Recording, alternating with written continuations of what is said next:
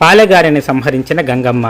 తిరుపతి గంగ జాతరలో భాగంగా 5వ రోజు ఉదయం దొరవేషంలో ఉన్న గంగమ్మ పాలెగాడి తల నరికి సంహరిస్తుంది. ఈ కార్యక్రమం గతంలో అత్యంత వైభవంగా నిర్వహించేవారు. ఈ కార్యక్రమం జనసందోహం మధ్య జరిగేది. ఈ మధ్య కాలంలో ప్రజాదరణ కొరవై నామమాత్రంగానే ఈ కార్యక్రమాన్ని నిర్వహిస్తున్నారు. శనివారం సాయంత్రం బయలుదేరిన దొరవేషం ఆదివారం ఉదయం వరకు తిరుపతిలోని కొన్ని ఇండ్లకు వెళ్లి పూజలు అందుకొని తిరుపతిలోని వేషాలమ్మ ఆలయం వెనుక కోర్టు సమీపంలోని ప్రస్తుతం జిఆర్టీ నగల దుకాణం పక్క సందు నుండి కోర్టుకు వెళ్లే దారి వద్దకు వచ్చి నిలబడుతుంది. పూర్వం పాలెగాడి పెద్ద భార్య తన భర్తను ఇక్కడే దాచిపెట్టిందని నమ్ముతారు. ఇక్కడ పాలెగాడిని సంహరించే ఘట్టాన్ని తరతరాలుగా ప్రదర్శిస్తూ ఉన్నారు.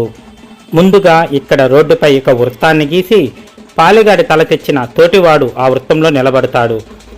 దొరవేషంలో ఉన్న గంగమ్మ, సైనికుడి వేషంలో ఉన్న చాకలి అతను పాలెగాడి తల చుట్టూ తిరిగి తలపై కత్తితో నరికినట్లుగా కొడతారు. అలా పాలెగాడి తలపై కత్తితో కొట్టిన తరువాత పాలెగాడు మరణించినట్టుగా భావించి తోటివాడు ఆ తలను తీసుకొని పరిగెత్తుతూ పెద్ద గంగమ్మ ఆలయం వైపు బయలుదేరుతాడు. అలా మార్గం మధ్యలో అందరికీ పాలెగాడు చనిపోయాడని శుభవార్త చెబుతూ వారి దగ్గర కానుకలు అడుగు తీసుకుంటాడు. అలా తోటివాడు పాలెగాడి తలను బస్టాండ్ సమీపంలోని శ్రీ తాళపాక పెద్ద గంగమ్మ ఆలయానికి చేరుస్తాడు. అసలు పాలెగాడి తలను పెద్ద గంగమ్మ ఆలయానికే ఎందుకు చేరుస్తారో కూడా ఒకసారి తెలుసుకుందాం.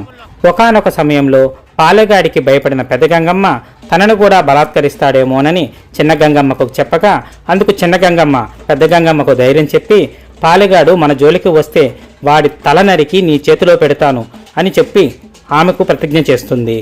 అందుకు గుర్తుగా ఆనాడు పాలెగాడి తలను ఇక్కడ నరికితే, అనగా ప్రస్తుతానికి వేషాలమ్మ ఆలయం వద్ద నరికితే ఆ తల ఎగిరి ప్రస్తుతం తాళ్ళపాక పెద్ద గంగమ్మ ఆలయం వద్ద ఉన్న గంగమ్మ ఒడిలో వచ్చి పడిందని నమ్ముతారు.